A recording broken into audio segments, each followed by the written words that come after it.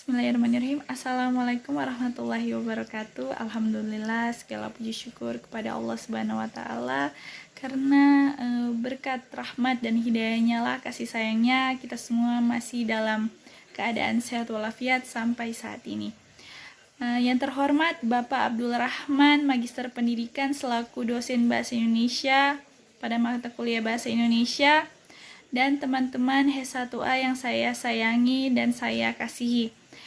Pada kesempatan kali ini, saya Natalia Lesmana NIM 2011-2036 ingin mempresentasikan materi mengenai perbedaan skripsi, tesis, dan disertasi. Nah, kita masuk pada skripsi, tesis, dan disertasi.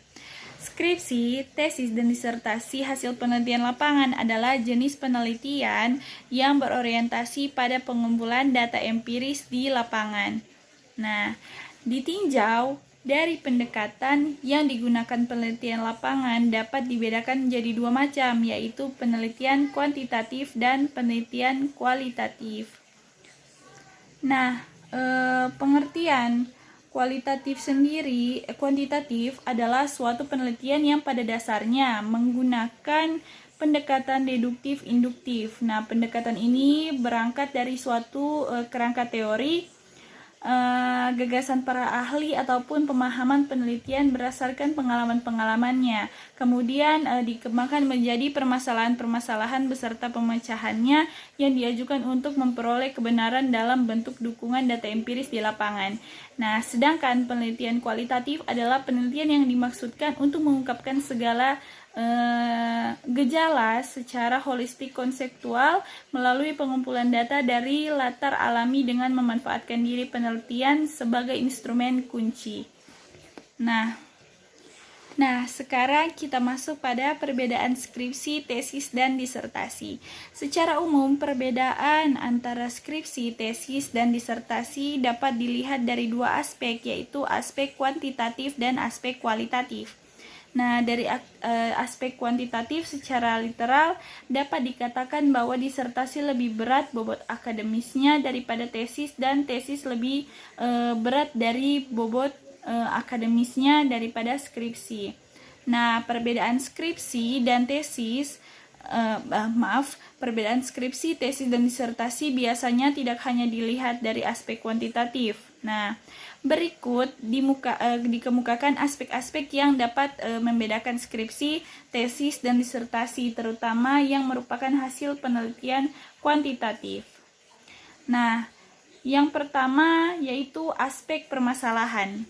Nah, penulis disertasi dituntut untuk mengarahkan permasalahan yang dibahas dalam disertasinya agar temuannya dapat memberikan sumbangan asli bagi ilmu pengetahuan. Sedangkan penulis tesis diharapkan dapat menghasilkan suatu yang memberikan sumbangan bagi ilmu pengetahuan. Sumbangan yang demikian itu tidak dituntut dari penulis skripsi. Nah, yang kedua yaitu aspek kajian pustaka. Nah, dalam mengemukakan hasil kajian pustaka skripsi hanya diharapkan untuk menjelaskan keterkaitan antara penelitian yang digunakan dengan penelitian-penelitian lain dengan topik yang sama. Nah, penulis tesis tidak hanya diharapkan mengemukakan keterkaitannya saja, tetapi harus juga menyebutkan secara jelas persamaan dan perbedaan antara penelitiannya dengan penelitian lain yang sejenis. Nah, yang ketiga itu aspek metodologi penelitian. Nah, penulis skripsi dituntut untuk menyebutkan apakah ada upaya untuk memperoleh data penelitian secara akurat dengan menggunakan instrumen pengumpul data yang valid. Nah, bagi penulis tesis, penyebutan adanya upaya tidak cukup. Dia harus menyertakan bukti-bukti yang dapat dijadikan pegangan untuk menyatakan bahwa instrumen pengumpul data yang digunakan cukup valid. Nah, yang keempat yaitu aspek penelitian, aspek hasil penelitian. Yang keempat, nah hasil penelitian yang dipaparkan dalam kesimpulan skripsi harus didukung oleh data yang diperoleh dari penelitian yang dilakukan. Dalam tesis dan disertasi, hasil penelitian yang dikemukakan selain didukung oleh data yang diperoleh dari penelitian yang dilakukan, juga harus dibandingkan dengan hasil penelitian yang sejenis. Nah, oleh karena itu, dalam tesis dan disertasi perlu ada bab tersendiri yang menyajikan pembahasan dari penelitian. Oh, maaf, maksudnya bab. Nah, bab yang berisi pembahasan hasil penelitian diletakkan sesudah bab yang berisi sajian hasil analisis data, sebelum bab yang berisi kesimpulan dan saran. Nah, yang kelima yaitu aspek kemandirian. Nah, secara kuantitatif dapat diilustrasikan sebagai berikut. Untuk disertasi, kira-kira 90% dari naskah tersebut adalah karya hasil mahasiswa penulisnya. Sedangkan sisanya 10% merupakan cerminan dari bantuan bimbingan serta arahan para dosen pembimbing. Nah, untuk tesis, presentase karya ilmiah, karya asli bisa lebih kecil daripada disertasi. Dan untuk skripsi, presentase karya asli mahasiswa bisa lebih kecil daripada tesis. Nah, selanjutnya kita masuk pada kode etik penulisan karya ilmiah. Nah, kode etik adalah seperangkat norma yang diperhatikan dalam penulisan karya ilmiah. Nah, norma ini berkaitan dengan pengutipan dan perujukan perajinan terhadap bahan yang digunakan dan penyebutan sumber data yang formal.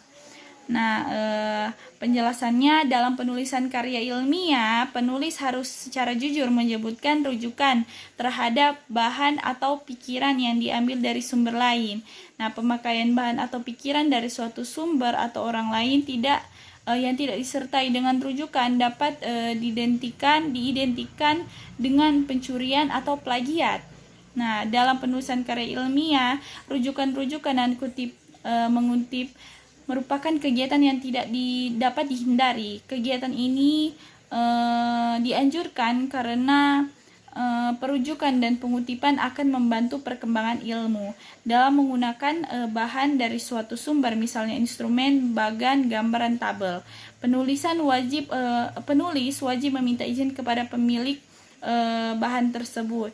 Nah, narasumber data atau informasi, terutama dalam penelitian kualitatif, tidak boleh dicantumkan apabila pencantuman nama tersebut dapat merugikan sumber data atau informasi. Sebagai gantinya, nama sumber data atau informasi dinyatakan dalam bentuk kode atau nama samaran. Nah, sekian dari presentasi saya mengenai perbedaan skripsi, tesis, dan disertasi. Maaf apabila ada kekurangan. Wabillahi taufiq wal hidayah. Wassalamualaikum warahmatullahi wabarakatuh. Terima kasih.